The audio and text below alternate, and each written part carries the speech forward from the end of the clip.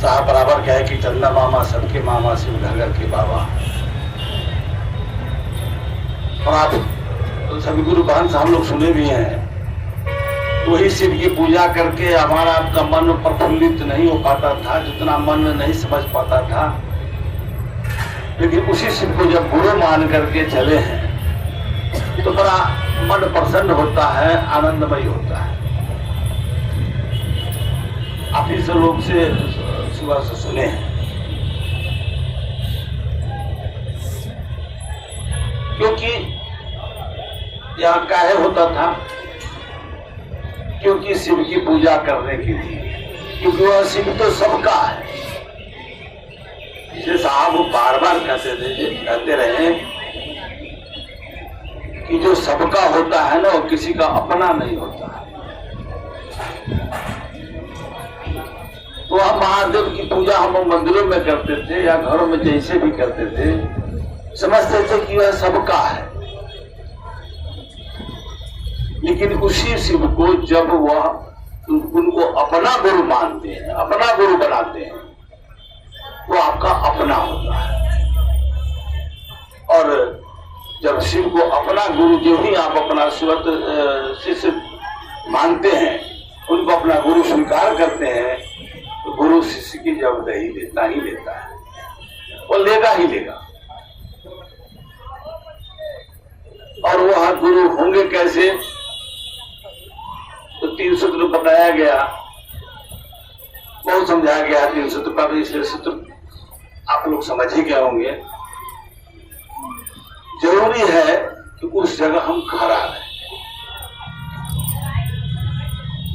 जब साहब कई बार अपनी कहानी कहे कि जब हम शिव को गुरु माने थे, मेरे पास कौन सा सूत्र था, कोई सूत्र तो नहीं था। वो तो हमने ना आपको बताया कि उसको कैसे बनाओगे, क्योंकि हम जब शिव को गुरु माने थे, साहब की बात, तो मेरे पास तो कोई सूत्र नहीं था। हम तो धोखा खाया हुआ मेरा मन था, मैं ठगाया हुआ था। लेकिन मैंने 3 कसमें खाई थी,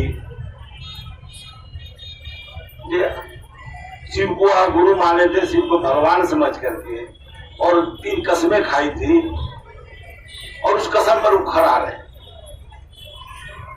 कि आज के बाद मैं दूसरे से नहीं सीखूंगा, और आप भी महादेव के रूप में आएंगे तो भी मैं आपसे नहीं सीखूंगा, और आज तक जो किया हूं वो अब नहीं करूंगा, और सीखूंगा भी तो आप ही से। कुछ नहीं किए, खड़ा रहे महादेव, बिना शरीर में आए हुए उनको समझा दिए, और ऐसा समझाए वह आज हम सबको, ऐसे संसार को समझा दिए कि वह गुरु हैं, और कैसे होंगे बता भी दिए, और हो भी रहे। जरूरत है वहां खड़ा रहिए। जिन्होंने यह सूत्र, आप भले भूल जाए, सूत्र तो इसलिए दिया गया ना कि आप भुलाया नहीं जाए, लेकिन सूत्र देने वाले भी याद रखिए ना, शिव आपके गुरु होंगे। सूत्र जो बताया है उसी को हम आप भूल जाएंगे, तो सूत्र तो हम भूल जाएंगे ही भूल जाएंगे। जिन्होंने यह राह दिखाई, जिन्होंने यह समझाया कि महादेव गुरु है, उनको तो याद रखिए। उनको भूल जाएंगे, सूत्र भी भूल जाएंगे, और कोई काम नहीं आएगा। इसलिए साहब शिव को हमेशा याद रखिए, और वो बताए हैं, उनको बताए हुए काम को करिए। और बार बार कहते रहे कि यह जीवन रुदन से शुरू हुआ है और रुदन से मरेगा। जन्म लिए थे तो रोते हुए आए थे, और जब धरती से जाएंगे भी तो लोग रोएंगे। बीच में खुशियां ढूंढ रहे हैं, पागल है क्या?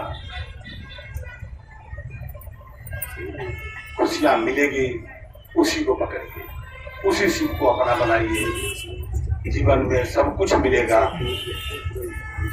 दुख है, किससे कहेंगे? कहेंगे भी तो उसी से, क्या करें? किससे कहने जाएंगे? कौन हरेगा मेरा दुख? सुनाएंगे उन्हीं से, लेकिन उनको अपना तो बनाइए। साहब बार बार कहे कि किसी को फंसा लीजिए ना, जब हम ऑफिस में काम अपनी बात करते थे, मेरे यहाँ कोई कर्मचारी आता था और छुट्टियों पे हमको कहता था, काम उसको निकलवाना होता था। शुरू में कहता था हम भी महादेव को गुरु मानेंगे, घोषणा करवा लेता था और कहता था कि सरकार की दिक्कत है, बेटा नहीं हो रहा है, नौकरी नहीं मिल रहा है, ये बहुत बहुत दर्द की कहानी, और करवा लेता था, फिर से रिश्ता छोड़ देता। साहब ऐसा बहुत बार किए, बाद में जाकर वो करना बंद कर। हम आप भी काम करिए ना कि महादेव को फंसाइए ना,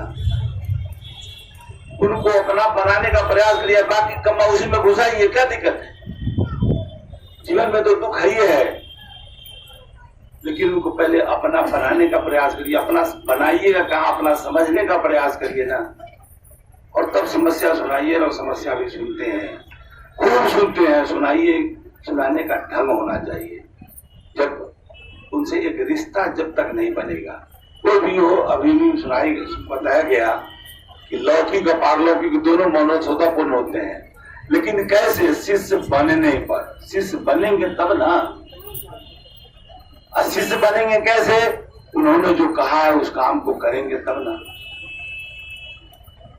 इसलिए साहब बार बार कहते रहे कि भूल गया सब कुछ, याद नहीं अब कुछ, बस एक बात न भूली। बार बार गाना सुनाते थे। तो गाना भी तो याद रखिए, गाना भी तो गुनगुनाइए। महादेव भूल जाते हैं, साहेबे को भूल जाते हैं, याद किसी गुरु भाई को पकड़ लेते हैं, किसी गुरु भाई को पकड़ लेते हैं, महादेव छूट जाते हैं। आपके गुरु कौन हो गए? क्षेत्र के भाई, गुरु भाई, क्षेत्रों के गुरु भाई।